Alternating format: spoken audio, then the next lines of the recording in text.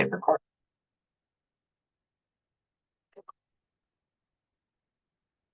And Sarah Hammerschmidt is joined. Ellie, you've agreed to chair our meeting this evening. Thank you very much. You're welcome. I see Councilmember Dish just joined, so let me promote her to panelist. I don't know the status of Commissioner Clark, but I think we are ready to get started. All right. I will call us to order then. Welcome to the Tuesday, February 13th, 2024 meeting. This is a working session of the Planning Commission. And we intend to conduct this meeting similar to an in-person meeting. However, please be patient if we encounter technical issues. So we open the meeting with public comment, and there'll be a second chance for public comment at the end of the meeting. So for public comment, to address us, please use the raise hand feature if you're joining via Zoom. Actually, everybody's joining via Zoom, right? There's no phone option for these. Hold on, I just lost my screen here. Okay, so use the raise hand feature in Zoom to indicate a desire to address the commission. You'll be identified by your name or the last 3 digits of your phone number when it's your turn to speak. Comments are limited to 3 minutes per speaker. Mix Kelly, do we have any speakers for public comment? We do. Phone number ending in 134. You have permission to address the Planning Commission. Thank you, Ms. Kelly and Chair Abrams. This is Ken Garber, 28 Haverhill Court. Looking forward to tonight's presentation. The slides look great. Since the stated goal is answer questions, I'll put in mine preemptively, so apologies for that. I'm surprised that under known challenges, there's no mention of the DTE capacity problem. You know what I'm talking about when the developer tells you, I was planning to go all electric, but DTE says it can't serve my building. This happened just last week when the architect for 711 Church, which started all electric, said DTE didn't have enough capacity. We've seen this with other projects. And it's legally unacceptable. Under common law and also modern federal and state statutes and regulations, monopoly utilities have to provide service to all customers within their service territories, even if it's at a loss. They can't just say, sorry, not enough capacity. Duty to serve is a rock-solid legal principle. But unless we hold DTE to this, DTE will refuse or delay, and here's why. DTE Electric in 2023 had a 13% operating margin compared to 17% for DTE Gas. So gas sales are a lot more profitable. DTE has no incentive to add electric capacity. Forcing gas is much better for its bottom line. So I'm getting into my question, but first, I'd like to bug the commission to dig deeper into this at your meetings. What does not enough capacity mean? Do the distribution lines lack sufficient diameter to deliver the electricity? Are the substation transformers deficient? Is DTE not contracting for enough electricity from ITC and MISO, which run the wholesale grid? I think we need to know. And if an upgrade's needed, is DTE charging the developer under CIAC, which is Contribution in Aid of Construction? The MPSC authorized CIAC as a way to make sure ratepayers weren't subsidizing suburban sprawl. It wasn't meant for infill projects because the assumption was that such capacity already existed. No one took DTE system neglect into account. In short, we need more specifics. But back to capacity. The city needs to address this general DTE capacity issue by holding DTE accountable for its legal duty to serve. Otherwise, we'll see more good developers forced to use gas, and we can forget our 820 goals. So my question for Mr. Smith would be, what, if anything, does OSI propose the city do about this? I have some ideas, but I'm eager to hear from city staff. Thanks, and looking forward to the presentation. Thank you, Mr. Garber. Mix Kelly, are there any other people who wish to speak? There are one other hand. Phone number ending in 534. You have permission to address the planning commission.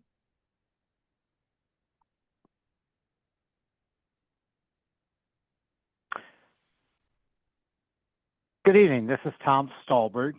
I really would like to emphasize or echo the previous caller. Those are excellent points. As some of you know, I'm a former developer and intend to be a future developer in Ann Arbor. Post the comprehensive plan revision and anticipated zoning changes.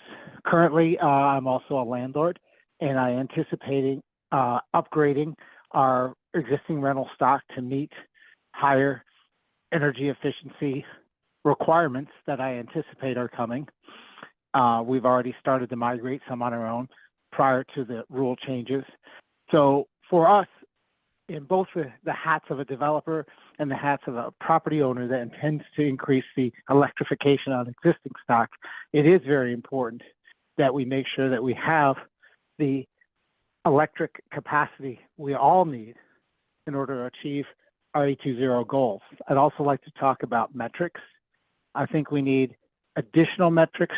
I think every new development, and that will include the ones that I intend to do, new projects over a certain size all should be asked to provide essentially a sustainability impact statement so that we know when we're approving or disapproving a particular project, what the impact on our sustainability goals are. If we're going to hit net zero by a date certain, 2030, if we have a development that comes in that is going to impact it one direction or another, we've got to know what that number is that we have to adjust and meet in other means if we're going to stay on target for our goals.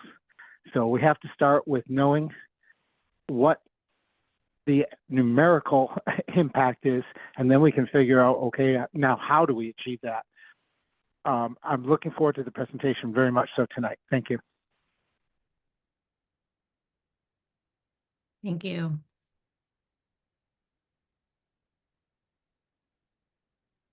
There are no other callers. All right. So I will close public comment and we will move to the presentation on the agenda. So this is a building electrification and energy efficiency presentation by OSI staff. Welcome. Hi, thank you so much for having me, Planning Commission, and thank you, Hank, for inviting me. It's good to see those of you who I know again, and those of you who I don't. Nice to meet you. Great. Let me get my screen shared here.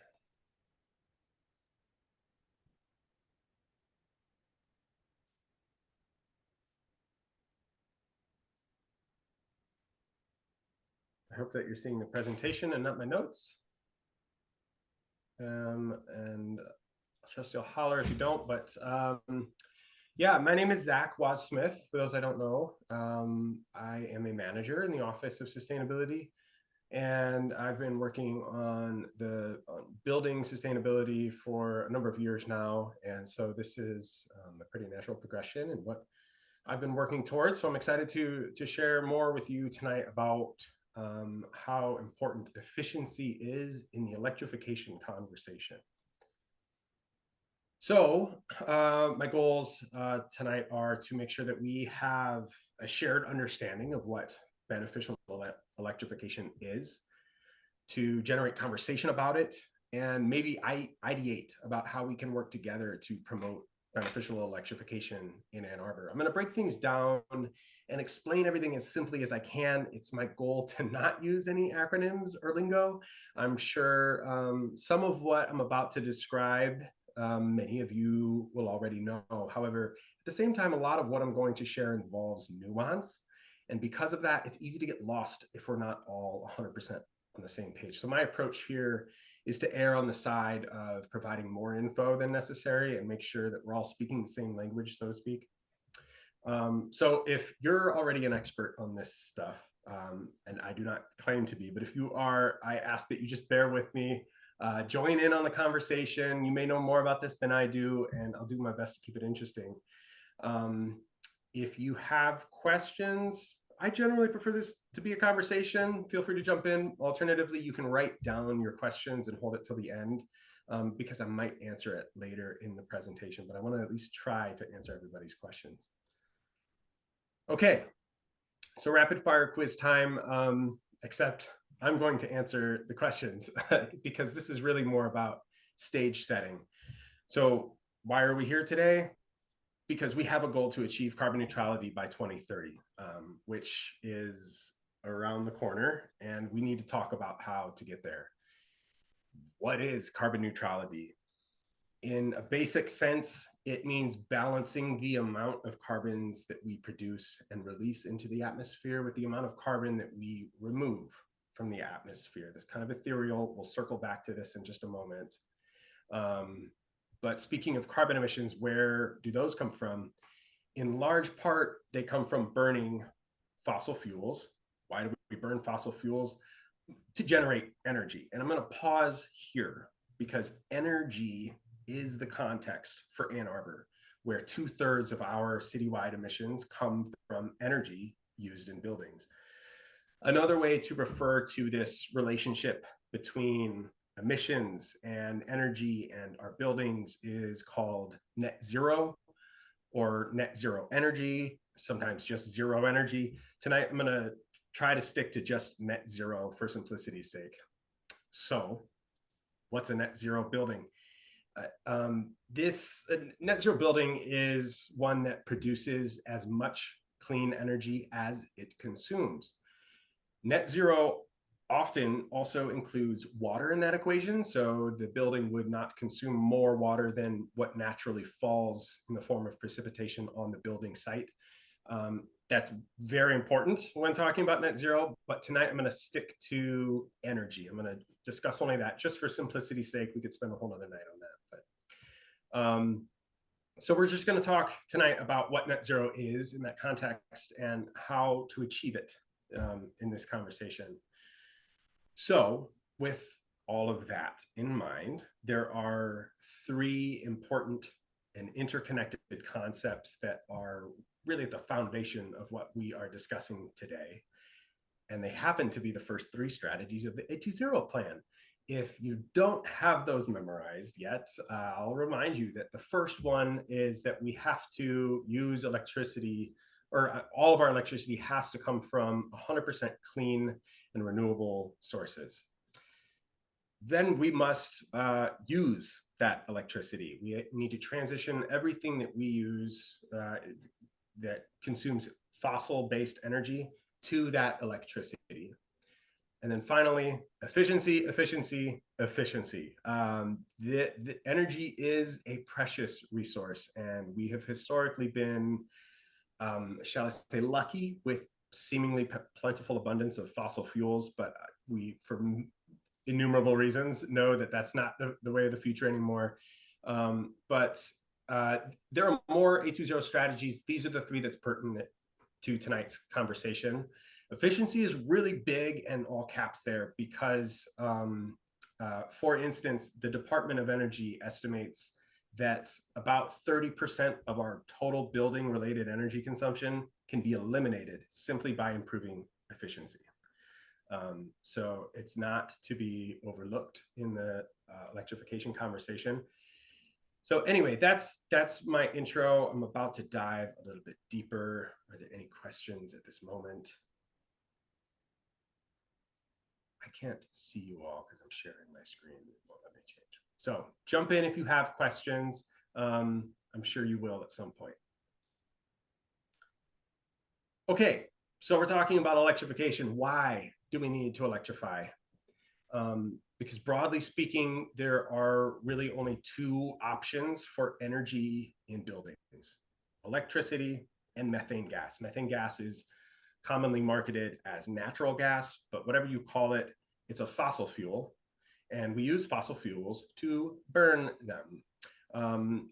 This is important. You can't burn methane gas without producing carbon emissions. You may have also heard gas marketed as clean natural gas, but when it comes to carbon neutrality, there is no such thing. Burning gas equals carbon emissions always, period. So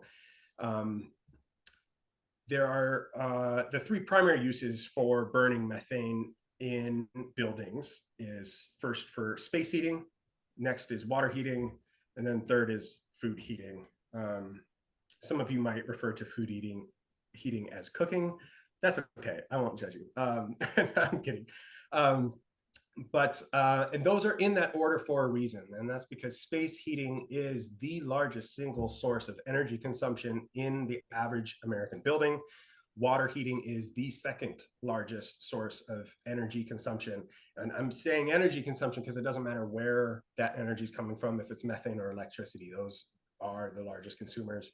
Food heating or cooking is a rather nominal consumption, but it is still a place where we commonly use gas. So it's important to take note. And finally, there is no clean, viable alternative to gas. So that leaves electricity as our only option. So that's why we need to electrify for a carbon neutral future. Okay, so now we know why we need to electrify, but remember that other word in this presentation, beneficial. This image is a visual representation of why I'm here today. This image represents an enormous portion of the work being done by the Office of Sustainability. And that's because electrification, at least as far as I'm concerned, is only half at best of what we need to be doing to create a truly healthy, comfortable, and sustainable future. Let me explain. So this bucket represents a building. The water in the bucket represents the energy demand of that building. So regardless of where that energy is coming from, be it solar or wind, electricity, or maybe it's coming from methane or coal, you name it, you can see that this bucket is going to need a lot of it. And that's because the building, this bucket, it's ineffective. It's either been poorly constructed or poorly maintained, and that means it's an energy sink. It's draining energy constantly, and that drain has very real implications for all of us. There are cost implications, certainly for whoever has to maintain or occupy this building. There are health implications, especially for the people who use this building, because to stick with the analogy, this opens the opportunity for rust at each of those punctures in the bucket. And in a building that would translate to like moisture intrusion, which can lead to mold or damage to the building materials. And so, and of course, there are very real comfort implications, because if you want a visual of what a drafty building looks like, this is it. So my point with all of this is that even if we achieve full electrification, which we should keep working towards, absolutely, this bucket represents what could make that all really for nothing. That's where this beneficial comes in, because we need to electrify in a way that reduces the number of holes in our buckets and buildings. So that's what that beneficial part is. So at the end of the day, you have a better building that uses less energy. Folks, this is the heaviest and largest demand for our resources in the OSI, is patching up these holes and making sure they don't exist in the first place.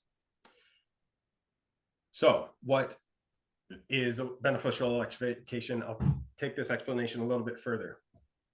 If electrification is simply replacing direct fossil fuels with electricity, and direct in this context means that like end user consumption. So the gas is being burned at the furnace or at the water heater, versus at a coal plant or at a power plant, I meant to say, and then being delivered to your house. So essentially using electricity for all of our needs.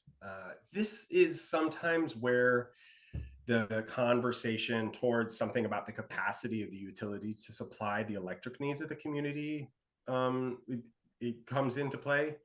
And I want to take this opportunity to point out that the very question about DTE capacity or any utility capacity is exactly why I'm here tonight to talk about efficiency and beneficial electrification. So beneficial is a way of achieving the electrification that achieves one of these four without compromising the other. So it's got to save money, and or it's got to save emissions, and or it's got to improve the quality of life, and or it has to foster a more robust and resilient grid. So if you electrify, but your building looks like that bucket in the previous picture, then you're not fostering a more robust and resilient grid. In fact, you're placing more strain on the grid with that building, and you're actually worsening conditions for future electrification efforts. And so in a case like that, electrifying can actually have unintended consequences. So that's where this beneficial thing comes into play, and why it's really important when we're talking about electrification. Sounds easy, right? Okay, so to take a look at how we can achieve beneficial electrification, it actually, to some people's maybe counterintuitively, it involves building attributes that aren't energy users themselves, but instead impacts how well the energy users in that building perform. So for instance, insulation itself doesn't consume energy. However, the amount of insulation in the building and how airtight the building is constructed are both going to impact very greatly how well your furnace or heat pump performs. And so that's where beneficial electrification gets interesting, is that it's not necessarily about electricity. And this works both ways. In both seasons, summer and winter. So it's not just about heating capacity. There's also the air conditioning component of this as well. To achieve beneficial electrification, really the best way to do it is, for all new construction, start at the beginning. Designing a project, you got to build it around these core components and with sustainability in mind from day one. I'll explain a little bit more why later. The other way, if you're not doing new building, if you're not focusing on new buildings for beneficial electrification, then you're looking at existing buildings. What's an existing building? Well, it's all of the buildings that exist right now, because if it's not existing, then it's not built yet. So I want to point out also that I'm not saying old buildings. This can be any building that's already constructed. If it hasn't been constructed with a tight thermal envelope, with a lot of insulation or airtight construction, then it can be very expensive to retrofit. The OSI is working on a number of programs to help existing buildings reduce their emissions. We've got a home energy advisor. We have direct rebates that are coming out as a result of the community climate action millage that passed in November 22. We can talk about those another time, but again, I'm going to circle back that new builds are our greatest opportunity for reducing emissions that come from buildings. Just build them right and as efficient as possible.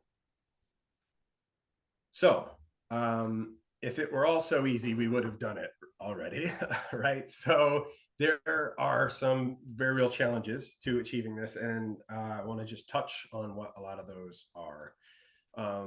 First of all, in the state of Michigan, we cannot require any construction project to exceed the minimum requirements set forth in the state uniform code.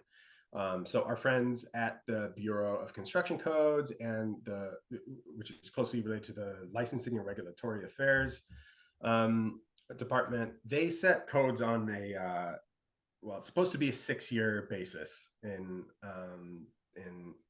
Michigan. They're supposed to be renewing it every 6 years. However, it's 2024 and we are still on the 2015 code cycle right now. So that's that's a different issue.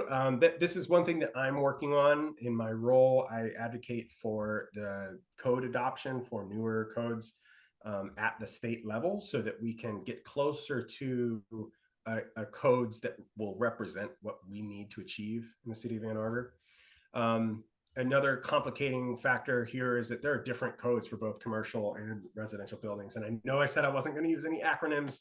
ASHRAE is the American Society of Heating, Refrigeration, and Air Conditioning Engineers, and ICC is the International Code Council. What the acronyms stand for isn't the key point here. What is the key point is that they are bodies that that write model codes that jurisdictions such as Michigan can elect to adopt or not. Michigan does sort of a piecemeal way. We adopt some from ASHRAE, some from ICC, and then we add in some things that maybe weren't in either of those. And it's different for different building types. So this is a challenge for us to. It's just a hurdle for us to get over.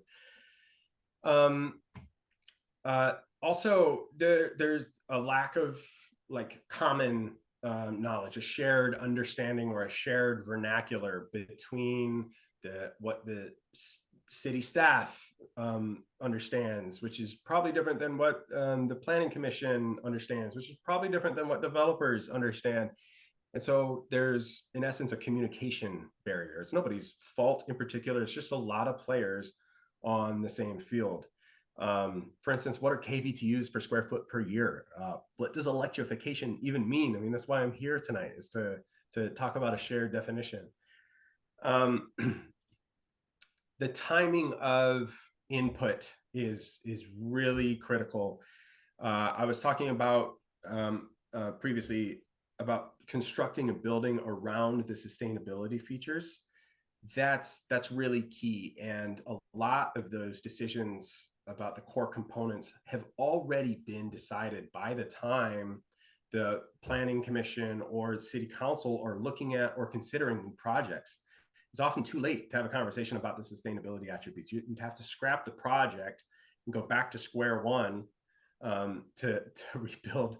I'll use another analogy here because I live an analogous life, I suppose. Somebody was talking to me earlier today about Formula One racing, so I'm going to use that as my analogy. You don't need to know anything about racing to understand the analogy, but this is a Formula One car.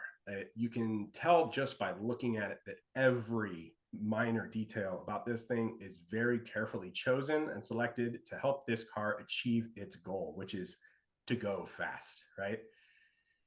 This is a 2002 Chevy Tracker. It's what I drive. This is not a photo of my car, but this is what I drive. If I were to take my car onto a Formula One track and try to race and compete against these other cars, I wouldn't do very well. Now, I can try to use my car and maybe swap out some of the components, put a new engine in there, put a better transmission in there, but it's only gonna perform so well. Like, there's just no way that the Chevy Tracker stands a chance against these Formula One cars. That harkens back to the difficulty with retrofitting buildings. That's why it's really important to focus on new construction, because this Formula One car started from the ground up, and every bolt has a very specific purpose, and it's to help this be an efficient car at doing what it does. So anyway, back to the presentation. I'm just trying to illustrate like how important it really is. But then finally, another known challenge is that we don't have a set method for evaluating projects. This builds a little bit on the point of the lack of shared understanding. What information are developers supposed to provide to us? How do they obtain that information? I appreciated the caller's comment about a sustainability statement on site plans. That's absolutely a potential part of the solution to helping us understand what we have to do. When I and the others who conduct the sustainability review are asking developers to provide us this kind of information, but there's not anything set in stone yet. And so it makes it difficult to get exactly what we're looking for, because from a developer's perspective, in my experience, they're generally dealing with black and white checklists. Things are established in law and code. They know what they need to achieve or not. That's where most of their plan review comments are coming from. Sustainability is different than in that regard. We don't have anything codified, so we're giving recommendations to encourage them at best to make choices to be more sustainable. But part of not having, the first point is the political and legal complexity. We can't ask them, we can't require them to do some things. To the one final point on the evaluation materials is that, yeah, we have also heard that sometimes developers will say, you know, the utility won't let us, or they won't do it. We who do the sustainability reviews have begun asking for documentation, asking the developers for the documentation that they received that states that the utility will not do it. We have yet to receive that documentation of the people that we've asked. So then the question becomes, is it that DTE won't do it flat out, or that DTE is going to charge them money that they don't want to pay, and that means that they're not going to do it? So we're uncertain of that, but we're asking developers to help us understand that, and we're requesting them to provide that documentation. Okay, so moving on, what are some things that we can do to achieve net zero and promote beneficial electrification? First of all, I'd like to point out that this is an evolving topic. I don't have all of the answers. I wish that I did, but I'm happy to help facilitate the conversation so we can discover what works best. That said, one thing that we can do is, wherever possible, is leverage green building certifications. These are pathways that have already been thought out in great detail, which saves all of us the work of determining what our buildings must achieve. We can just kind of point to a green building certification and say, hit that mark, hit that metric. There's variation across different types of certifications. I have listed some of them here. I included LEED at the bottom only because it is perhaps the most ubiquitously recognized certification. However, I do not believe that it is inherently adequate for our carbon neutrality goals. There are LEED Zero add-ons. So once you achieve LEED Silver, Gold, or Platinum, or whatever, then you can add LEED Zero onto that. And that's the only circumstance under which I think we could recommend LEED. I lean heavily into Passive House, which is a very building science based certification. And it is only looking very specifically at the building attributes and how to reduce the energy consumption of that building. But there are some others there. We can talk about some of those maybe at another time. Something that's important to consider when we're looking at building certifications are the requirements. Some of them are prescriptive. So this is in part why LEED without the zero add-on I think is inadequate, because it's just points. If you just say you're going to do something, you get the points that are associated with that action, and you can check the box and move on. Versus a performance requirement, which is that as the building is being constructed, in the instance of Passive House, they will do pressure testing to check for air leakage during the construction process. That's really key, because that's when you can fix it most easily. If there is a problem with the way you're constructing it, you want to find that out before you're done constructing it. But another consideration with the performance requirements is that many of these require, like Energy Star, for instance, require end of construction testing. So they want to see sometimes up to 12 months of energy consumption data. And that's when they'll certify you and say, okay, yeah, your building is performing as you promised it would, and now we'll certify you. But that enters another challenge, is how do we, the city staff and commission, and how do we hold accountability, or how is that enforced for a building if it gets constructed and then doesn't meet its performance metrics, what are we left with? So I only have a couple more slides here. I'm gonna wrap up. So the voluntary versus required, I just want to point out that that this is something we would have to be, in most cases, encouraging voluntary opt-in participation into building certifications, because most of these building certifications are going to exceed state minimum code, which we know we can't do. This slide is to prepare us for the next slide, because I promised about acronyms, and there's some acronyms on the next one. So International Code Council, I already discussed, they write model codes for a bunch of different building types. The International Energy Conservation Code, IECC, is a code that's written by the ICC. These acronyms start to get very confusing. ICC, IECC. There's the Michigan Uniform State Code that I've already discussed. And then there's energy utilization intensity. This is also called EUI.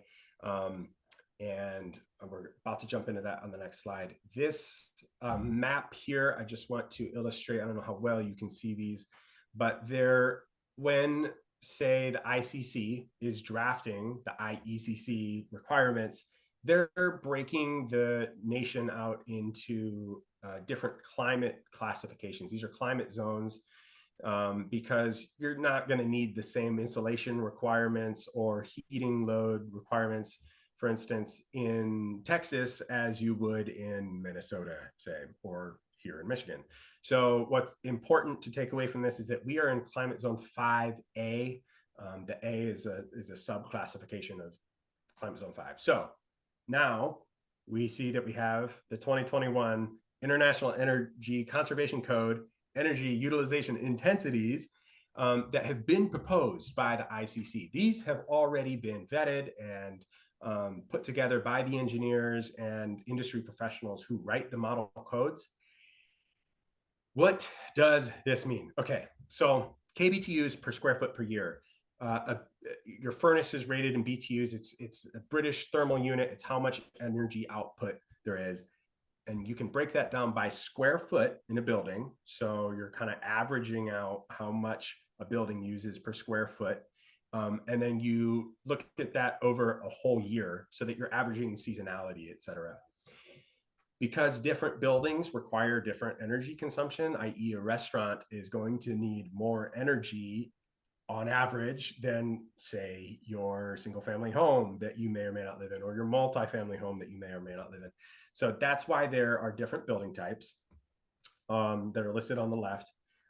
We've highlighted column 5A, that's our climate zone. These are proposed kBTU per square foot per year EUIs that we could set forth as targets for Ann Arbor buildings. This is the 2021 IECC. This has not yet been adopted by the state of Michigan. The state of Michigan is currently looking at adopting the 2021 IECC with nobody knows when that's going to be adopted. It's supposed to have been adopted now for 3 years. So anyway, so this could become code at some point. What we need to do for next steps are kind of further examine this and see if these EUIs will help Ann Arbor achieve our goals for carbon neutrality, because they could be better, I'm sure, or they could be worse. We also want to help this be more digestible by anybody who has to deal with this information, developers, you, city staff. So to close out here, that's what's next is we have already begun researching these EUIs, and we're kind of looking at them in depth and what we can do with them, and try to make sense of the recommendations from the previous slide. And we want to tailor that for Ann Arbor's carbon neutrality goals. Remember, the ICC is writing nationwide model codes. So to get an EUI, you need to do some energy modeling for your building. This is something that would likely be a new process for some developers. They're doing some energy modeling for equipment sizing, but they're not doing it necessarily for the thermal envelope or the building envelope. And what is an energy model? Briefly, it's a computerized model where you put in the attributes of the building as you've designed it, and it will tell you how much energy that building would be expected to consume. And you can tweak different components of the building and say, okay, what if I added a little more insulation over here? It'll spit out a new number, and it tells you how it's going. So this is something that I think could be a pathway forward as we continue conversations with developers. We could start asking them for energy models and just tell us what the buildings that they're proposing are expected to consume in terms of energy. We also need to have more conversation around what by right developments and the public benefit of what we're trying to do. Because as you know, in a by right development, we're limited on what we can ask for. However, maybe we have some leverage when a developer is asking for PUD. That might be a really good opportunity for us to implement some EUIs or building certifications. And then finally, I love that it was stated during the caller and that to ask for a sustainability statement. This is something I have been formally and informally asking of developers during my reviews, is that break it down for me. Just tell me what you're doing. What are your building attributes? And it kind of forces them to think about what it is that they're doing and how it aligns with A20. So I'm going to end there because I'm about at time, but thank you all so much. And I'll take any questions that you have at this time. Thank you, Zach. Who would like to kick off with a couple questions? Yeah, Commissioner Dish. Yeah, thank you so much, Zach. This is kind of exactly what we need.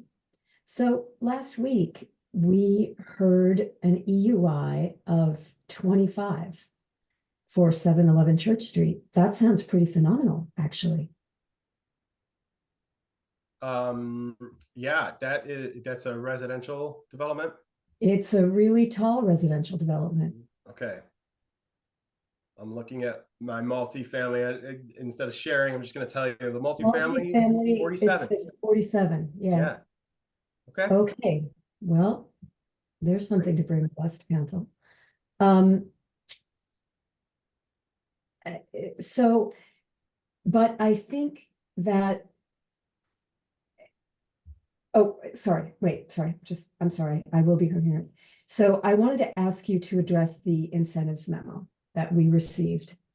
And one of the things that I think would be most promising and most helpful for Planning Commission is if we could ask OSI to create a new project definition that gives us an operational standard for net zero or whatever we want to call it. Because that's kind of, net zero is a standard. This would be when we have someone come in and want to meet a sustainability incentive, what would it be part of? And so what the memo said was minimizes any natural gas connection to solely commercial kitchen use and backup power generation, and that is constructed in a manner that achieves a high energy efficient building envelope, exceeding the minimum required by the Michigan Energy Code. So yes, you could refer us to LEED but intensified, or you could refer us to passive house standards. But I think the problem with that is that what developers tend to bring us is a package of things that they did, and they did the most they could. And this building was said, we did the following things. We didn't meet one single standard, but our modeling says 25 EUI. That sounds pretty useful if what they're saying is accurate, if their modeling is accurate, and we would have a way. So it might be helpful, rather than to refer us to a standard that may be too high for most of our projects to meet, rather to give a menu of things that you can do and ought to be doing, because we really don't want to just see electrification. We absolutely must be seeing efficiency, which usually developers couple those, because otherwise the electrification is going to cost them too much and they're not you know, they're smart about that. But I'm wondering if you can do that, and if there's a way to verify the modeling. Well, thank you, Councilmember Dish, for that question. Yeah, absolutely. I don't have the silver bullet answer to that, and that's exactly what our staff are grappling with right now. Is exactly what is the best definitive thing to ask for. That's why we are now researching EUIs as a potential pathway, because sure, maybe they're not achieving a certification, but they've got their EUI down. This gets a little complicated when you then start, you can dig deeper into EUIs and find that actually it's not always the best metric. In fact, Passive House requires a EUI per person because the number of occupants of a building absolutely matters in this equation. So because if you have an EUI of 25, it's different if that EUI of 25 is for one person or if you have 10 people living in a given space. So I only bring that up to, I don't intend to add complexity to this, but I want to shine light on how it gets complicated. And it's not just as simple as, okay, we got EUI. But that's why we're researching it right now. And that's why we're trying to explore more for that. Forgive me. I think there was a second part of your question. Did I get to everything? Okay, great. Commissioner Adams. Thanks for the presentation, Zach. This is my first meeting, so this is one of first of several clunkers I may ask, but I'm gonna lean in and ask it. This is gonna help me. I'm hoping you can help me read staff reports with a little more knowledge. You made a couple comments along the way, and I took notes. Correct me if I misstated anything, but what I heard was we struggle with the right standard to apply when we're assessing sustainability of these projects. We lean on certifications as a pathway to evaluate. We encourage voluntary offerings of participation, that type of thing. That doesn't really come through when I read the staff report for 7-Eleven Church. When I read that, I want to give you some examples. OSI encourages full project alignment with A20. That's sort of unequivocal, right? That tells me we have a standard, this is the standard we use, and this is what we're applying when we evaluate projects. OSI will not support the project if it does not meet net zero energy performance standards, regardless of certification standards. So when I heard we lean on certification standards, again, that doesn't come through when I read the report. So what I'm hoping you can help me understand is what I heard in your comments was we have uncertainty. We don't know what the standard is, and we're grappling with that. That again, that doesn't come through in the staff report. So what am I missing, and how should I be reading staff reports to understand how OSI is evaluating projects? Thank you, Commissioner Adams, for that question, because it is very apt, and I appreciate you elevating that. And it's precisely where some of this breaks down. If we were in a state like Colorado that's a home rule and we could just pass our own codes, believe me, we would have been working on that long ago, and it would have clarified all of this. What you're reading when we say we are looking for full A20 alignment is that because we don't have codes or laws that we can lean on, but we do have a very rigid carbon neutrality goal, that means that we need to be seeing as many components of the A20 plan reflected in the building design as possible. So that's where that comes in. Later down in the table, I don't know which review, which iteration of the review you're looking at, but on at least the first iteration of all reviews, there's a table, and I do list some certifications that you can achieve, but it does become complicated. This is where the point of known challenges of being lack of shared understanding among staff, developers, planning commission, is that we have different things that I think we're all working towards the same goal, but we have different ways of needing to achieve that. And so that's, I think, what you're shedding light on. So I appreciate that question. I just wanted to jump in on that because I think that Commissioner Adams is referencing Planner DeLeo's staff report. And Zach, you're referencing probably your last OSI staff memo to Oh, the yeah. project, which Yeah. was quoted and referenced when planning staff prepare an overall introduction and review memo for presentation of projects to the Planning Commission. And so I just want to say that one thing that we are looking to actively incorporate and have been trying to work more closely with Zach on is how to have a standing sustainability section in our staff reports when possible, especially for larger projects and PUDs. So I wanted to add that point of clarification. I'm happy to circle back if there's any specific questions. Thank you, Mix Kelly. Also, welcome to Commissioner Adams. And maybe at our next public meeting, which is next Thursday, the 22nd, we could make room on the agenda to welcome Commissioner Adams and give you a chance to introduce yourself to the public, if you're willing. Sounds great. Okay, great. So I see Commissioner Dish and then Commissioner Weatherby. I want to follow up directly on Commissioner Adams' question, but I want to recognize that I already spoke. So Commissioner Weatherby, do you want to go first? Okay, so while being utterly appreciative for the work that OSI does to put those reports together for us, I feel as though Commissioner Adams outlined how the discrepancy between the absolute statements about we want to see this and the uncertainty and the recognition of that standards are not fixed, and we certainly don't have one yet.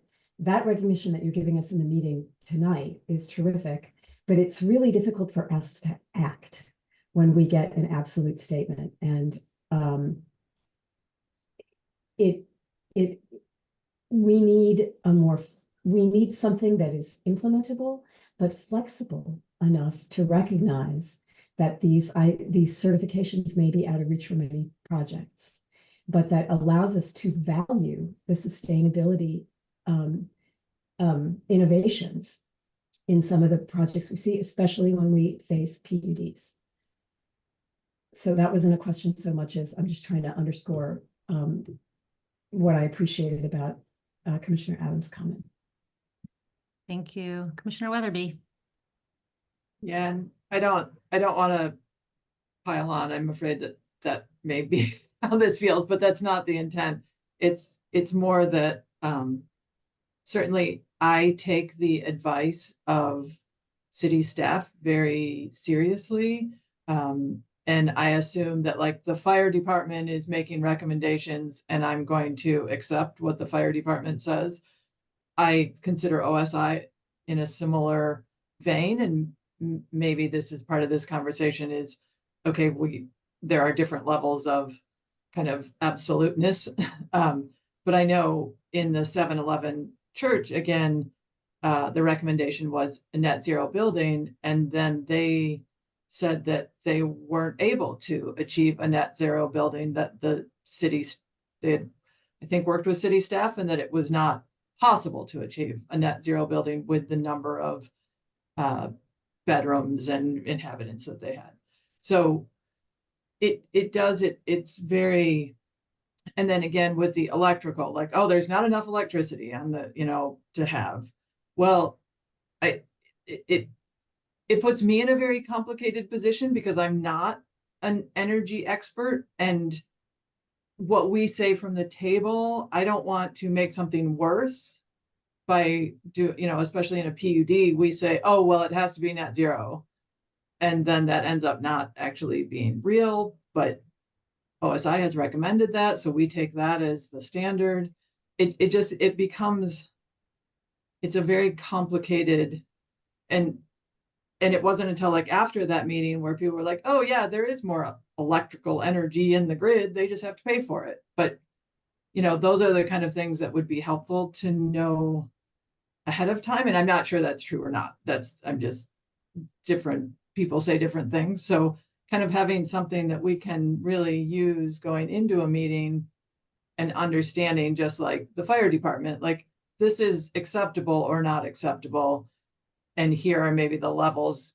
If you really want more, this would be acceptable, not just sort of like, hey, we'd love to have this great thing that isn't really doable.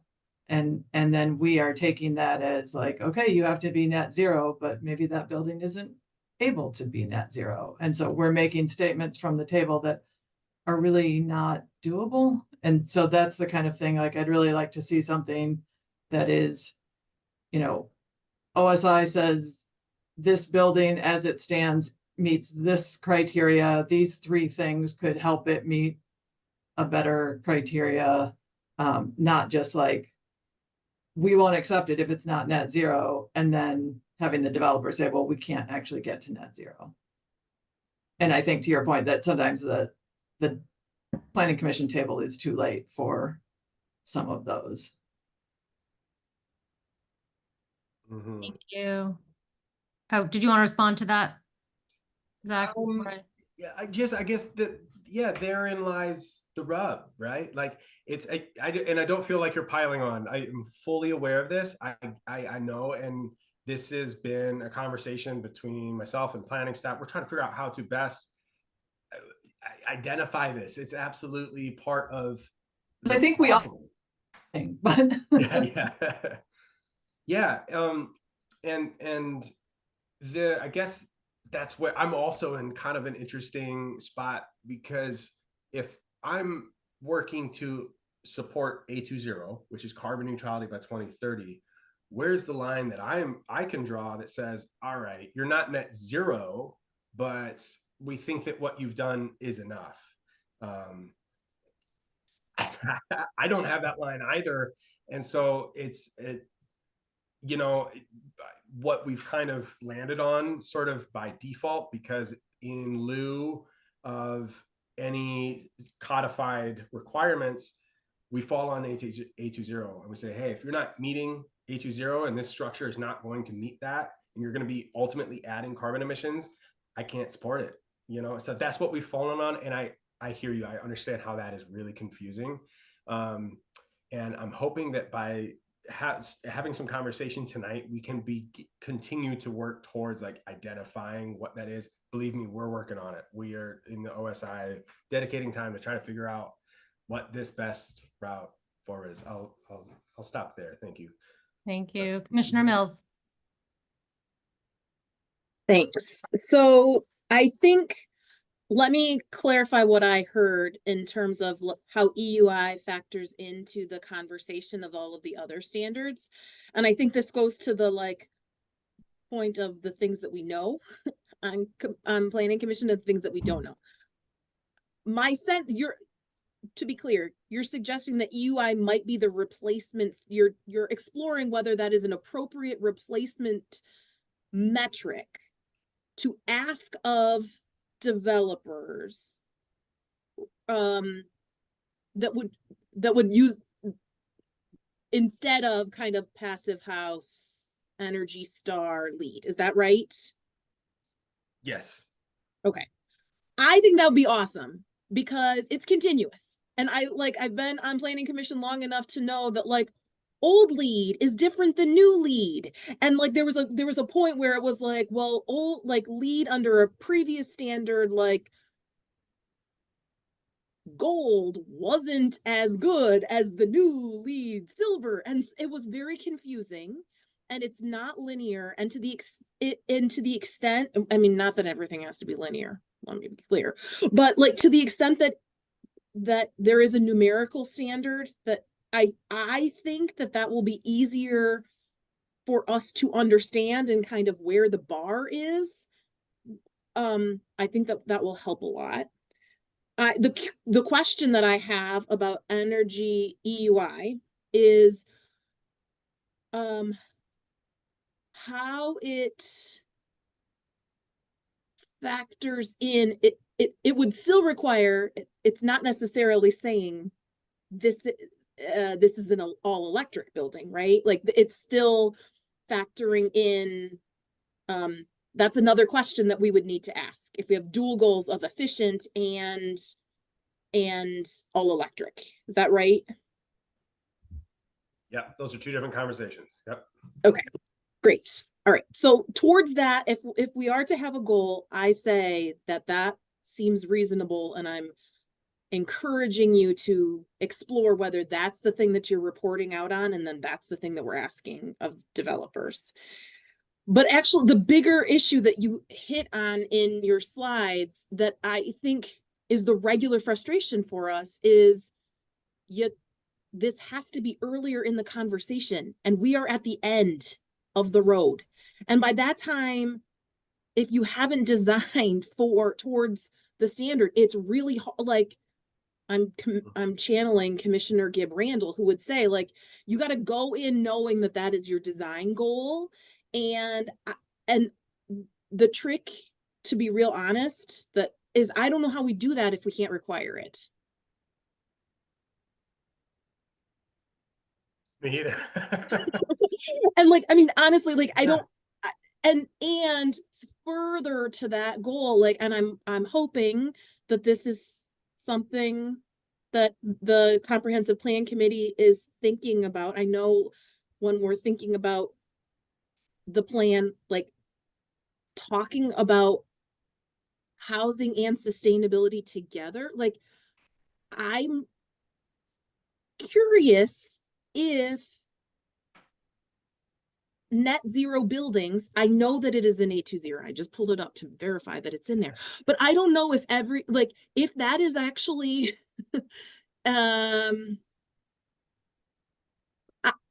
possible or achievable in adding the density that is required to address the housing crisis that is also contributing to unsustainability. That's not the right word, but to carbon emissions. And so maybe this is just for like planning, for those few of us planning commissioners that are part of that subcommittee, like how is that being addressed within the kind of comprehensive plan discussion? And if it's not, like, we gotta, I hope that we can do something to support that, because I think that's important. So maybe you can just inform, you or anybody else who's on that committee can inform me how that's being discussed. I have not had any involvement yet with the comp plan update, so I'm going to refrain from commenting on what's being done in that regard. But I think there's a great opportunity to leverage that as a means of identifying a clear pathway forward, and maybe some requirements. There are a couple of things that you said that I would like to respond to. Do I have time to respond to some of these? Okay. Yeah. Great, thanks. So one is that developer engagement, and actually Brett, Leonard, and I think Hank has even been involved in these too, have discussed ways that we can brainstormed ways that we can find developers before the pen hits the paper. When are they used on the back of the envelope or the napkin, and still in that phase, and how can we incentivize it and have conversations then about it? I will say that the sustainability review has been successful. It's not reliably successful yet. There are just developers that can as easily blow us off as listen to us, because it's not required, so they don't need to do it. But some of them really lean in and say, great, this is cool. Okay, yeah, great. We'll switch some of these components. Yeah, okay, we'll try electrifying, right? So it is doing that, but we still need to get to some others earlier. So this is something that's on my work plan, is to try to figure out how to do that. And some of that might be drafting some literature that gets posted on the planning site. Perhaps that when you are looking at developing in Ann Arbor, this is going to be one of the first things that you find, and it's going to be a bulleted checklist of all of the things that you need to do if you want to develop here, and or outline all of the incentives that are available to you, so you can take that into consideration. Right, so that's really important. Another thing that I want to say in response to something you brought up, Commissioner Mills, about UI being different than electrification. Zach Wallace Smith, think that if you focus enough on the efficiency of the building, it almost doesn't matter what your energy source is. This is particularly valuable to think about when you're talking about backup energy. The confidence in somebody having a gas, like a methane gas generator or a diesel generator, that the confidence that that could provide them, so that if the power goes out, they have that as an option, might outweigh the emissions that come from it. If you have a resilient building that has been constructed properly, is super efficient, and otherwise all electric, then it kind of doesn't matter in some ways what the backup is. If the power goes out, it's going to be so efficient. So anecdotally, I have electrified and done some deep retrofitting on my own home. The power went out a few weeks ago. We had that cold snap. It was -6 degrees outside. My house stayed warm for 2 days without power. That's because I've done really deep efficiency work. And if you have a really low EUI, then it doesn't matter that I was out of power, because I held temp. It did eventually get low, but that, you know what I'm saying? So like, and then even if I kicked on my generator and say I had one, I don't have one, but let's say I had one that is methane gas or whatever, it would only have run for a few hours. And so far, that would have been the only time in the last 12 months that it would have kicked on. So it's something to consider and part of the equation. I'm not saying there's a right way to do it, but I'm just highlighting what has already been said about how the EUI might be a pathway forward. Yeah, I agree. If we can just get buildings down to a really low EUI, that might be the best way forward. I want to just say, now I'm feeling like either I wasn't listening before, or I felt like when we had a conversation about this before, like the insistence on electrification versus like how going on energy efficiency, like they're both important, but that wasn't the takeaway that I got from a previous, like when we talked about some of this stuff before. So that's my bad, and I'll have to go back and look at the readings. The question that I would pose then, or put back on the table, is some of this about the stranded assets and some of the work that's gone on University of Michigan's campus about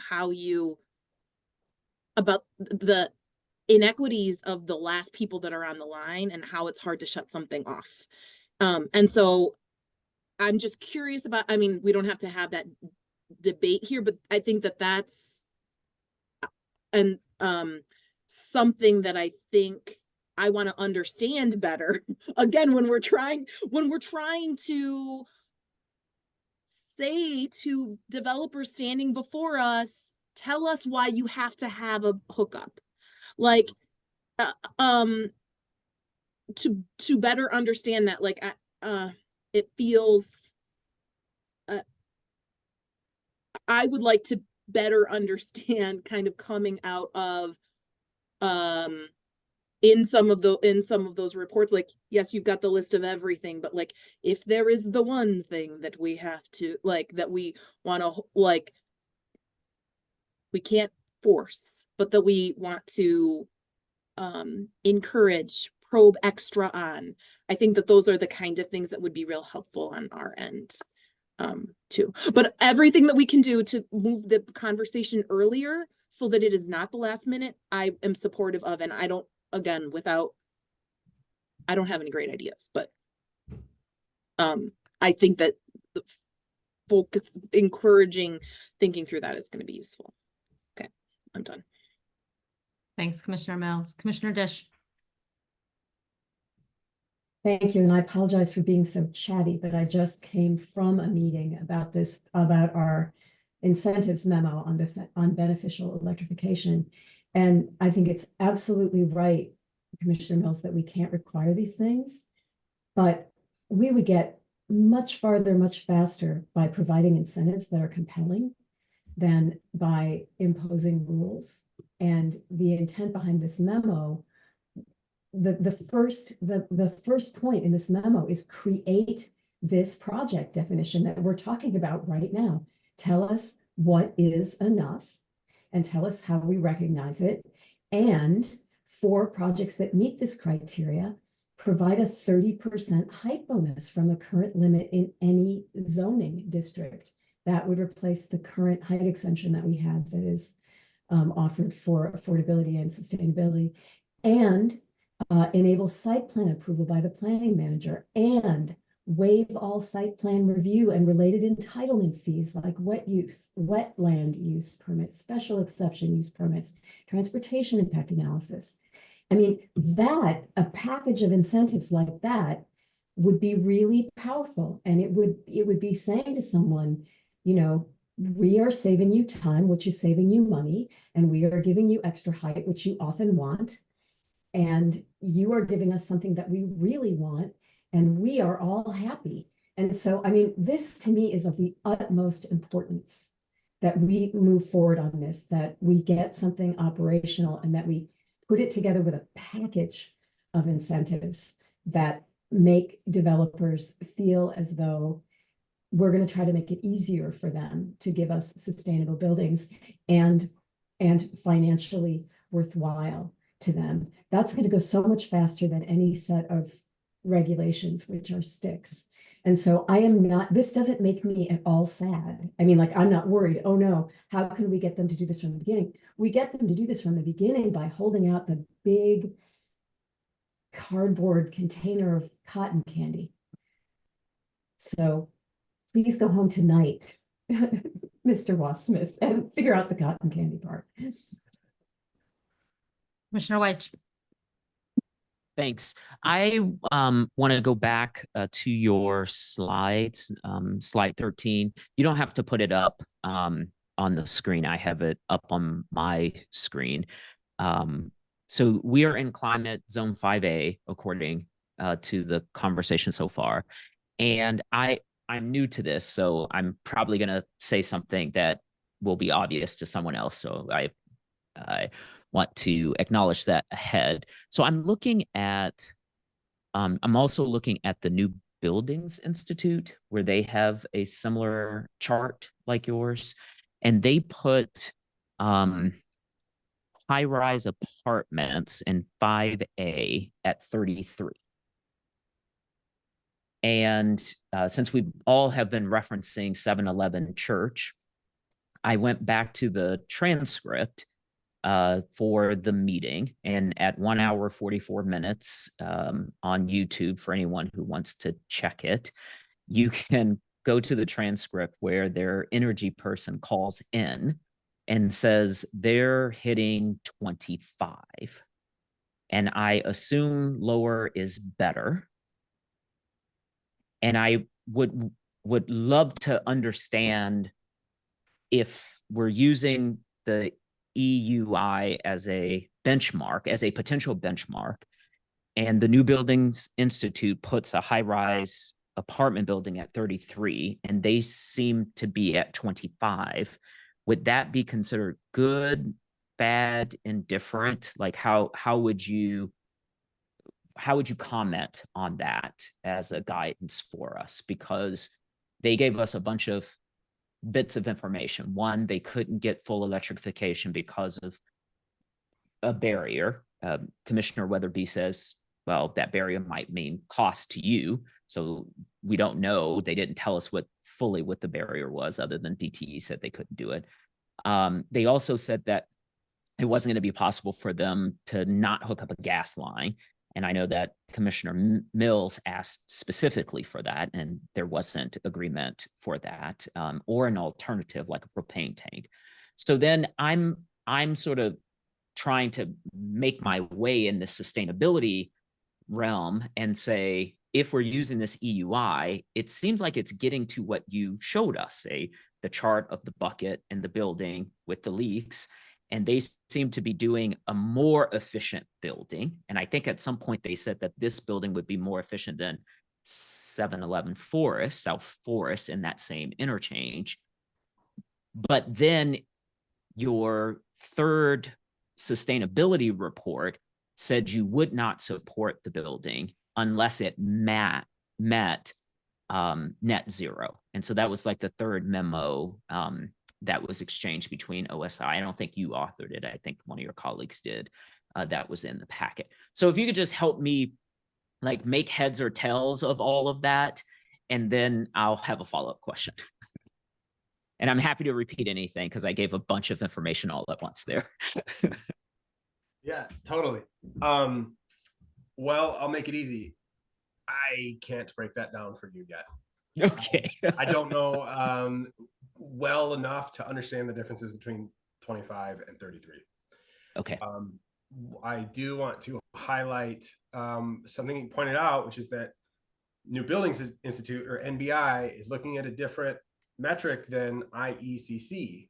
Okay. And that is, I'm sorry, they're both looking at EUI, but it's a different standard is what I meant to say, not metric.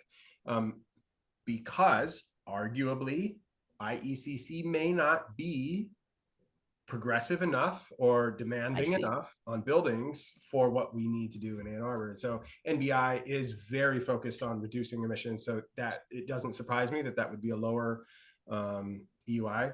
And that's where we need to be doing more research, is to be understanding, yeah, what is the difference of 8 EUI? What does that practically mean for those of us on this call or anybody who's going to look at that number? And what should it be for Ann Arbor? What do we want to ask and expect of our developers? So you make a great point. Thanks for identifying that. Okay, so then if we go back to your table, then yours puts it, I would assume this would be multifamily, R2, and in the 5A, it's at 47.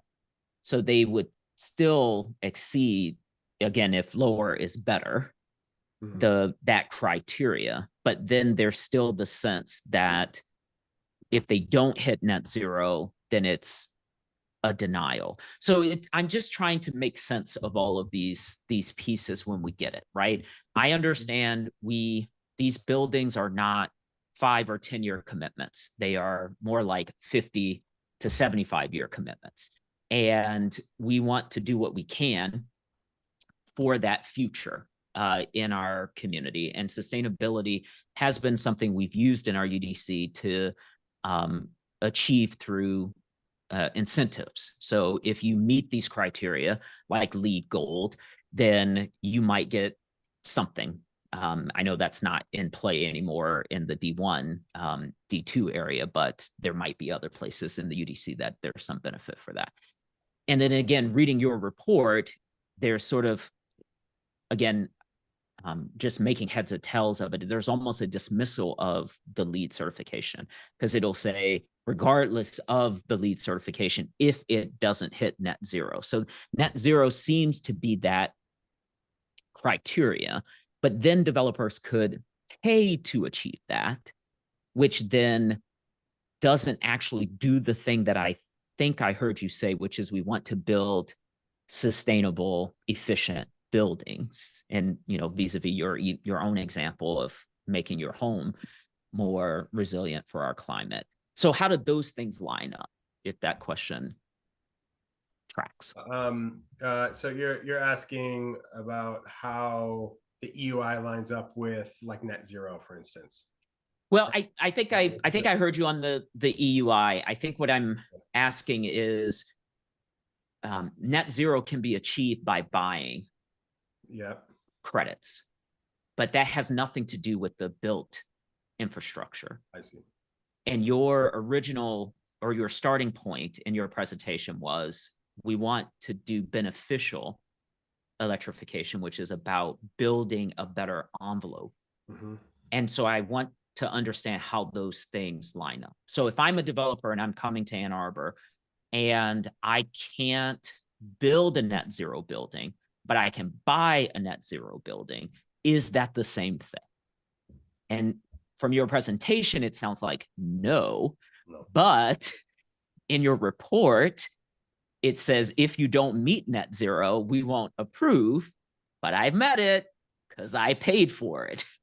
So I'm not asking you here to justify anything. This is just me trying to understand how to read this if it's coming to the table. Certainly. Great question. The way I kind of see what we're asking for is we're treading water. We're trying to figure out how to get out of this. We got to get to carbon neutrality. We need a ladder that we can climb to get to carbon neutrality. We would love requirements for building codes would probably be the best ladder. It's going to be the easiest one to climb, get us out of this water. We don't have that yet. So maybe EUIs are one way that we can do that. We can climb that. And we don't have that yet either. So we're kind of standing on the A20 plan because that's something that's been drafted and approved. It's the best we got in terms of a direction forward, a beacon of light. So we're kind of using that as like, hey, we're going to stand by net zero and we want that to be achieved. You bring up a question about, well, what if they just buy credits? That's something that is a whole nother night for a conversation because there is no reliable market for credits and what that means. I will say that that introduces an interesting point about building certifications. If, for example, if you're achieving a Living Building Challenge certification, that's an option. They don't say you can't do that. But if you're going to buy credits, you need to buy the equivalent of not just your energy consumption for offsets. There's a multiplier that's going to make it way more expensive. You have to buy your equivalent plus another, per square foot. I think it's 1.5. So you're buying 1.5 times your credit. So it's more expensive to do that, which then kind of turns you back towards like, okay, maybe I'll just do it on the building because I'm going to spend the same amount of money anyway. So that's all great question. That's another rabbit hole, so to speak. And I wish there was an easy way to address that. Okay, I have a follow-up, but I'll pause to let Commissioner Adams go. Okay. Hopefully this is quick. So I'm catching up to all this, and again, a lot of this is new to me. I thought I heard as part of the discussion, and this might have been Commissioner Dish's question about EUI on the Church Street project. Was that 25? Did I hear that right? Oh, okay. So there's nodding heads. The question that I had was again, going back to my question about the staff report, I quickly pulled up online what 25 means because I'm not conversant or familiar with it. And I think I'm reading 25 on the website I'm on is a high performance structure. And that's normalized, I think, for size and other variables. Setting aside the question of what city policy is today, is EUI the type of thing that would, in your opinion, Zach, is EUI, if we're looking at site plans and we want a metric for assessing the sustainability of the site plan, is this something that provides that kind of,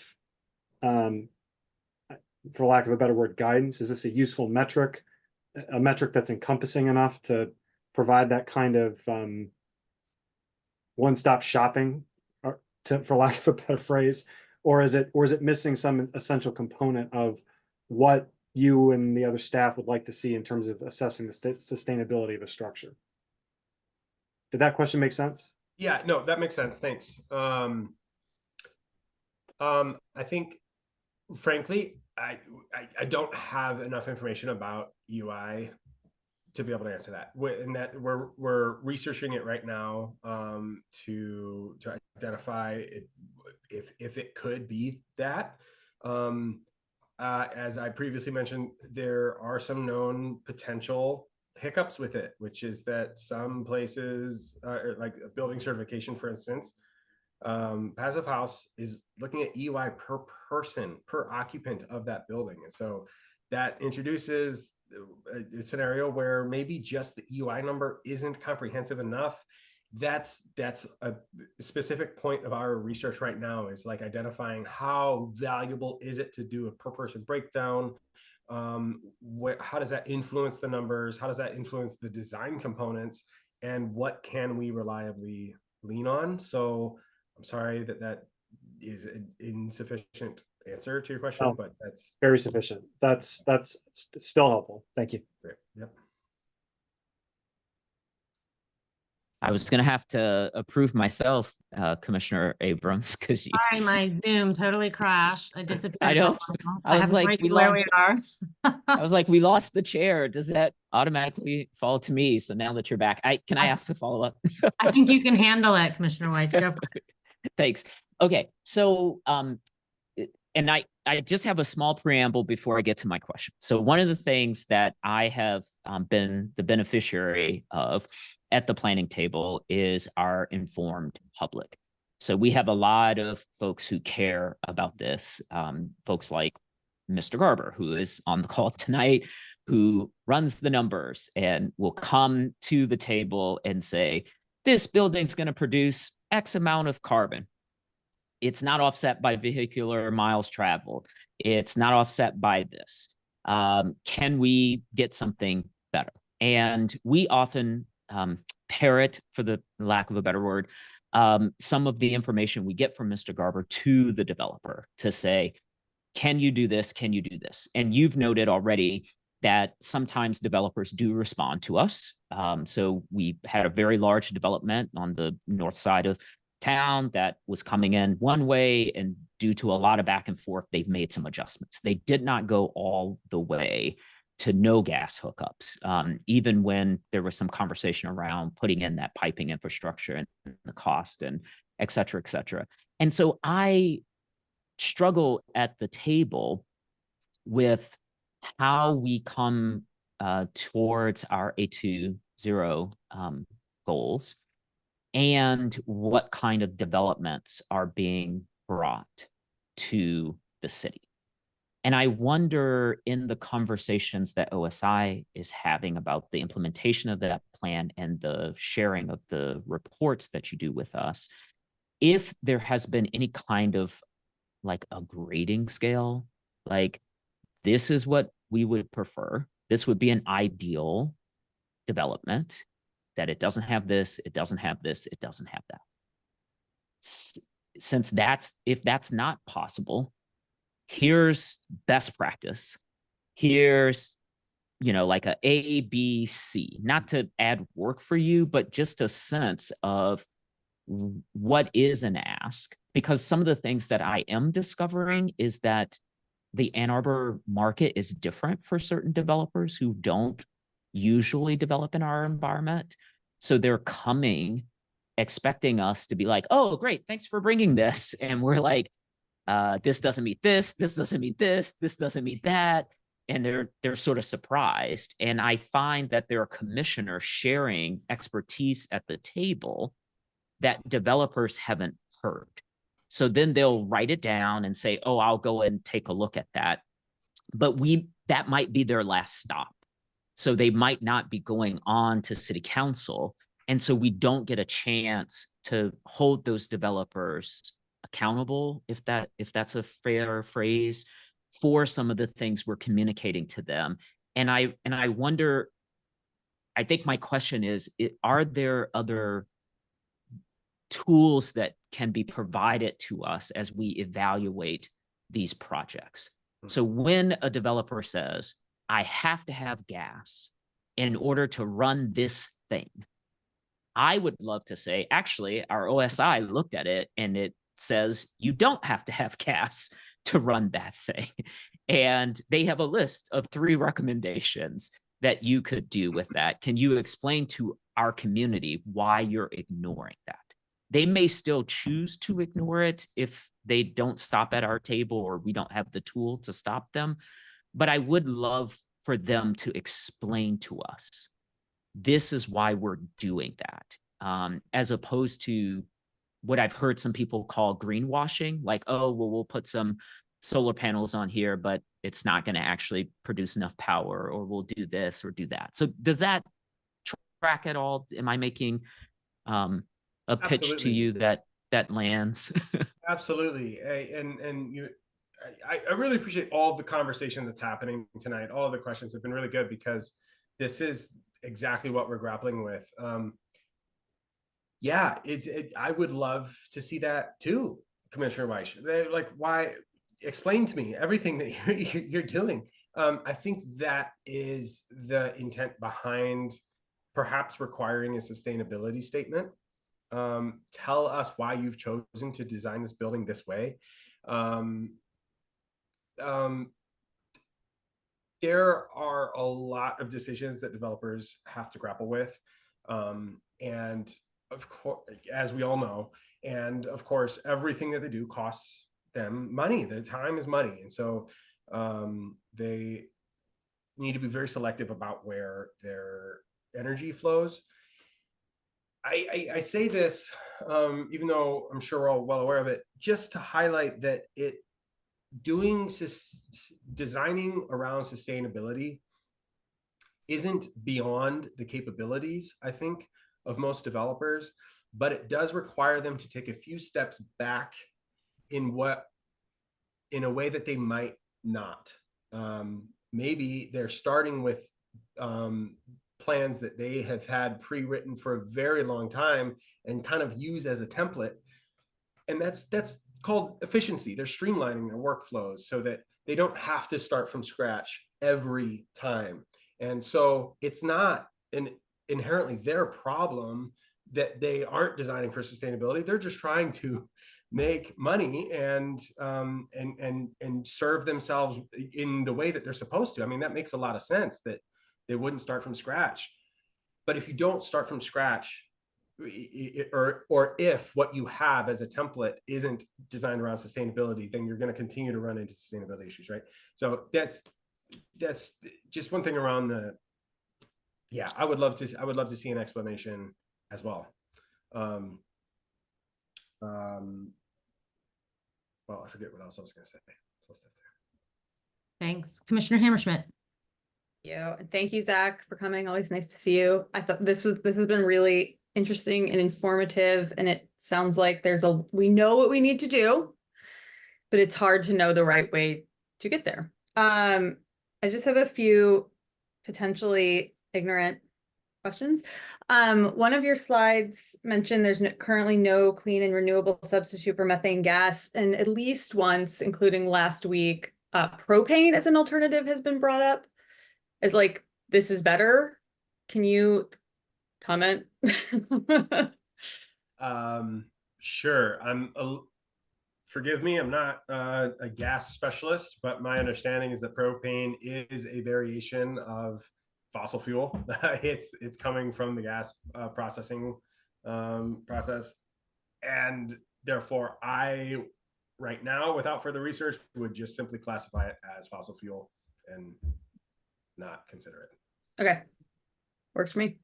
I appreciate that you've started asking for documentation for statements from DTE I just feel like we've been hearing over and over again, like DTE is the reason why we can't be all electric.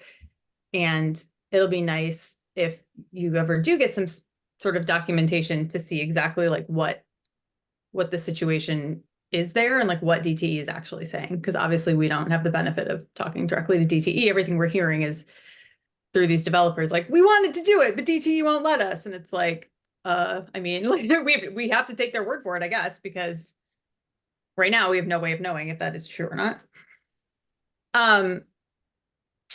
Not to harp too much on last week and the project from last week, but since we have talked about it a lot, I guess I'm just like, one of the questions that I had asked was like, okay, so you can't be net zero. You're saying you're too dense to be net zero. Like, what, like, are there situations that you're aware of where buildings they absolutely could not be net zero? Like, my question to them was more like, if you took off 3 floors, could you achieve net zero? And they didn't seem to be able to answer that. But as a 17-story building, like, is there even a possibility at that density for them to achieve net zero? Like, are there things they could have done, in your opinion? Good question. A lot of whether or not a building can achieve net zero comes down to really fine details that even if I had them in front of me, I'm not an engineer and wouldn't be able to make an assessment on. That's a really good question and very valid. And it's one that I have a conversation with developers around not infrequently. Some of them say, yeah, you can always figure it out. and it's a matter of Will? power or of resources. I think there's a lot of variables, and it could be as simple as somebody making a personal decision about it. Sometimes they're very valid, like it's a financial, like it will kill this project if we try to achieve that. It would require so many resources, and I think that's very valid, and we need to consider that.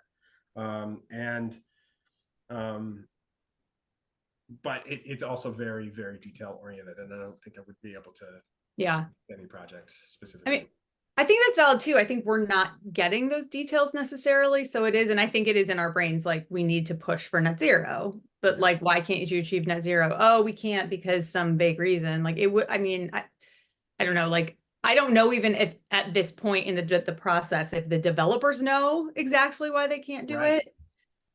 But I think that would also be something that's really like, it's financially infeasible for these 3 reasons. Like we looked into it, like that would be helpful stuff to hear from them. And it's not really what we're getting at. EUI, which I had not even heard of until tonight. So it's always good to learn a new acronym. And this is just sort of something that I want to throw, because I'm just like, I want to figure out like how it's calculated and how you validate that. So a building coming in and saying like, we have an EUI of 25, so we're super, super efficient, but like, we're not going to be net zero. Like, does EUI not take that into account when they're calculating efficiency? I'm not expecting you to like answer this question. These are just the things that now I'm thinking about, like similar to Commissioner Mills, like how do these things relate to each other? Yeah, that's a valid question, and I think I know enough to be able to take a stab at that. EUI is a metric of performance. You can kind of think of EUI, I suppose, as similar to like the miles per charge or per gallon of your car, right? It's not saying you've met 0 fuel consumption. It just says how efficiently it uses the fuel. And I think that would be a similar case for EUIs. It's not saying that you've achieved net zero. If you achieve net zero, your EUI, I suppose, would be 0, except that net zero considers how much energy you're producing. So it would be, if your EUI was 47, you're producing 47 kilo BTUs per square foot on the rooftop or by purchasing some offsets of some sort. Okay. And last thing, I think. So I guess just to so goes back to like something else you said, if you focus on efficiency, it almost doesn't matter what the energy source is. And I still struggle with like these projects that are like, but we have to install this gas line for, backup generator, blah, blah, blah. Like and again, this is probably an ignorant question. Like, is there not any sort of carbon footprint associated with even just like installing a gas line, like a new gas line? Like that just doesn't seem like something that we want to like promote. I don't know. Like I got a heat pump water heater, and before that I got all these quotes for like, get a new tankless gas, we'll put in a new gas line. I was like, but I don't want a new gas line. Like I don't want this new infrastructure to be here that I'm trying to phase out. And maybe the answer is like, it doesn't matter. That was just something that I've been thinking about, like, because Commissioner Mills said something about this last week. It's like you put in that infrastructure and it's just sort of there and it doesn't go away. Yeah. Oh yeah, to be clear, I'm still gonna push for 100%. Oh, I know. Yeah, and I apologize if I created some confusion earlier with my statement. No, I think you were trying to make a point, and I know that you would never be like, cool, just go put in all these gas lines. Like it's fine. I'm fine with it. As for when developers say that I have to have gas, I am working on compiling a list of all electric buildings that have successfully not used gas, and they are popping up all over the world. I actually pulled up a map the other day. I should have had it prepared for this presentation of several buildings in Ann Arbor, in the United States. And most of them are in the northern half of the United States and up into Canada that are all electric. And so when developers are claiming that they can't achieve without some gas, that's where I begin to question if it's like physically impossible to do it without gas, or if because they started with a template that was centered around gas and they don't want to go back to the beginning and restructure it. That is a valid argument if by the time they get to, say, planning commission or city council and they're being questioned about it, yeah, it's probably going to cost, I mean, depending on the project, it could easily cost a developer $50,000 to go back to the beginning and start from scratch and build it around electrification. Obviously, they're not going to want to do it at that point, which then highlights why we need to reach them before they get that far into the process. But that even then, some will say, nope, can't do it, just because they don't want to redesign it.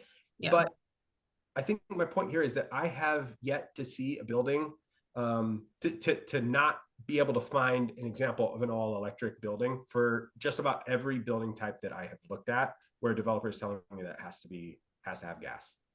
Somebody had said at one point, and maybe our resident architect can validate this, that there's building codes that require certain projects, certain types to have this emergency gas generation, or maybe it doesn't specifically say gas, but like, I just remember hearing that at least a couple times from people that are like, we have to have it, it's in the building code. And I don't know. But on that, I will segue back. Maybe our resident architect wants to answer that. I don't know. I'm not an expert. I would say I'm sure that that's true, and it's probably pretty limited. I mean, that's going to be a life safety question. So if you're thinking about healthcare settings, residential living facilities, these kinds of things. Maybe I'll take advantage of having the microphone for a second to ask a question. I think often in these conversations, one of the first places that I think that my mind goes to is just understanding that we are not alone in struggling with this conundrum. And I wonder, like, who has figured it out? Like, what other small towns? I mean, I know that the development conditions are unique in every setting, and yet there must be comparable places we could look to. And are there models? Are we seeing success? Like, what is the research showing? And where communities starting to be able to meet their goals? So maybe that's something you already are doing, Zach. I don't know. Yeah, absolutely. We are working on compiling that. Massachusetts is doing some pretty progressive stuff. They have done a pilot where they're allowing 10 communities to ban or to restrict natural gas. And we're seeing it appears to be some success. Boston is experimenting with that to some degree, and it has not stopped developers from building super high-rise buildings. And so it also they just did I think the tallest passive house certified high rise in the world in Boston recently. So it's absolutely possible to do these things. That's why I fall back on, like, I question anybody who says it can't be done. But yeah, I'm failing to answer your question, I think, but I mean, it's an open question. You don't have to answer it, but Yeah. I just think, we needn't reinvent the wheel. There have to be people out there who are testing and researching and Yes. providing data about what has worked and what hasn't. Because that's the other thing, is that we can speculate about what will lead to lower emissions. So, and we can speculate about how to balance something like efficiency with demanding electrification, with affordability, all these balls, right? All these things that we're trying to hold in the air at once. But I think I would just be interested to know, like, if there's data out there, if there are people who are looking at these things, because the arc is long, right? I mean, you need like a lot of time to be able to put something in place, a policy in place, see buildings getting built, do post-occupancy, understand how efficient are they, or how expensive were they, or what effect has that had on the development community, or et cetera, the local economy, blah, blah, blah. So I'm interested in that. And then, I mean, in some ways, not to be a downer, but like in some ways the takeaway is like planning commission is not really the place where we're going to be able to implement radical change. Like we need to be electing people into office that we think have the same priorities, and we need to be lobbying the legislature, and we need to get the building code changed, and we need to basically produce the levers that then planning commission could use. So it's like the only thing we have right now in our, please correct me if I'm wrong, but my understanding is that the only thing we have right now in our toolbox is the box of cotton candy, I think you called it, Commissioner Dish. And so, that's a very targeted conversation that we could have. So I appreciate learning all of this. I think it's extremely helpful in terms of understanding the landscape. But I also feel that our ability as a commission is our hands are tied in a lot of ways, which I know everybody knows. So, okay, Commissioner Dish. Just a quick question, again, not a statement, but I never know how to take this. But when I sometimes give developers examples of high rises that are net zero or passive house or whatever, they will say, oh, those are demonstration projects, or those had, big money, philanthropy money or whatever. They did not have to go through market financing. So if that isn't true, I would love to have it verified that the developers are not telling me the truth. But if there is some measure of truth, when we offer examples, we need to offer examples of buildings that have been financed in the way that they have to finance things, which is through, getting investors and competing with other cities where the, price per square foot to develop and the taxes and stuff are lower than they are in Ann Arbor, because where it's a national market to develop, then we start losing out on those competitions. But if you can tell me, oh, that's just it, this Boston one man, yep, got financed through regular channels, I would totally love to hear that. It would give me great satisfaction. Well, I'll look into it and verify and get back to you. I do know that I was just yesterday reading an article about developer decided projects where the developers were the ones that made the choice and funded it on their own. I have spoken with a developer in Grand Rapids who has done a fully electric multifamily structure on their own because they believed in it. So I will tell you, matter of factly, yes, you can do it, because I've spoken to the developers who do it because they want to. I'll also point out that passive house, when you look at like the costs, for instance, to do passive house, I'm going to use as an example. If you were to do a passive house, like single family home, passive house, by the way, sidebar, I'll just back up a second. Passive house is a little bit of a misnomer. It's for any building type. You can get a passive house certified office structure, right? So a passive house home, single family home, might cost 3 to 5% premium to achieve passive house, but it benefits from economies of scale. So the larger the structure, actually the cheaper it is per square foot.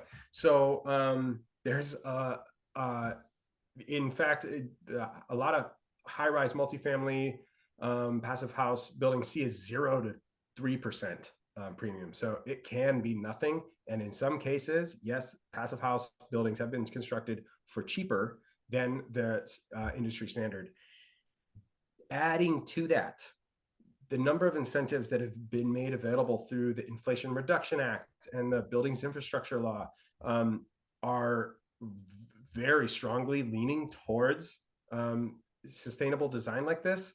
And once you factor in the incentives that are available through that, it cuts the cost drastically. So I think it's an easy out to say, oh, they did it different, or that was, they were seed funded or something. If that means that then you don't have to go back and start your project from square one. That's my take on it. But to be more exact, that's part of all of the information we're going to compile on compiling, is to be able to give you those firm numbers on how are these projects funded, and what does that mean for local developments? And I would be happy to share that number with you once I have that available. Thank you. Well, this was a great discussion. We're at time. I want to leave a little time at the end for our second opportunity for public comment, if there is any. So thank you, Zach. We really appreciate you taking the time to come and talk with us this evening. Absolutely. Thank you all so much for such a good conversation. I look forward to seeing you soon. Yeah, we'll see you soon. Thank you. All right, so I am now moving to item 5 on our agenda, which is the second opportunity and final opportunity for public comment. You can use the raise hand feature in Zoom to indicate an interest to address the commission. You'll be identified by your name and you will have 3 minutes to speak. Phone number ending in 134, you can address the commission. Thank you, Ms. Kelly and Chair Abrams. Ken Garber again. Thank you for the opportunity. Let me go back to first principles, why I care so much about this. It's not like solar panels, which if you don't install them this year, you can do it maybe next year. But gas boilers can last half a century. And the climate science says that rich countries, to stay within 2 degrees, which itself will be a disaster, but a lesser one, has to reach true zero, not net zero, by 2035 at the very latest, giving poor countries more time to decarbonize. These gas-burning buildings will be emitting through 2075, as Commissioner Weiss noted. It's insane to build them. Just one insanity out of many, but insane nonetheless. EUI is not an appropriate metric for us. EUI, which is energy use per square foot, is not an end in itself. It can never be zero. Yes, lower is better, but the only metric should be greenhouse gas emissions, or maybe net energy consumption. The figures in the IECC table in your slide are not target EUIs. They're baseline EUIs for calculating something called the Zero Energy Performance Index, which is the proportion of renewables contributing to the mix, and thus energy outflow, which is a surrogate for building emissions, which is the only metric that counts. EUI in itself is at best one indirect component of that number. Now, what can we do? Energy modeling, sustainability statements, helpful, but ineffective in themselves. Cotton candy, I'm for anything that works, but I don't think we should raid the public purse to pay developers for what they should be doing anyway, and some are. We all have a shared responsibility for climate change. With the exception of Matt Grokoff and Doug Selby, I've yet to hear a single developer at Planning Commission express any sense of responsibility for it. Excuses, or at best, some grudging concessions. To Commissioner Abrams' questions of who else has figured this out, Burlington, Vermont last year approved a carbon pollution impact fee for all new construction and major renovations. Right now, our Energy Commission has such an ordinance in front of it. Any new building with a gas connection must pay a fee of $190 per metric ton CO2 equivalent emissions, which is calculated using a conversion factor from building EUI. In fact, the baseline figures in the IECC table. The $190 per metric ton is the EPA's proposed social cost of carbon. This is a change to the fee chapter of the UDC. I sent a copy to planning@a2gov.org back in October, I think. I don't know if you ever got it. The idea here is not to penalize developers who build with gas, but to tilt the incentive towards electric so they don't build with gas to begin with. Maybe Commission should also be looking at this, especially since it is part of the UDC. Anyway, thank you for the great discussion, and I wish you all a good night. Thank you.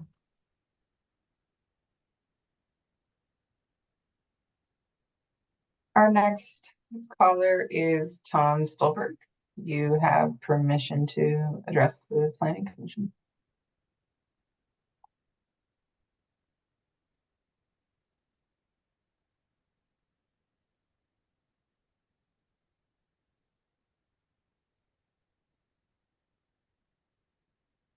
Hello, can you hear me now?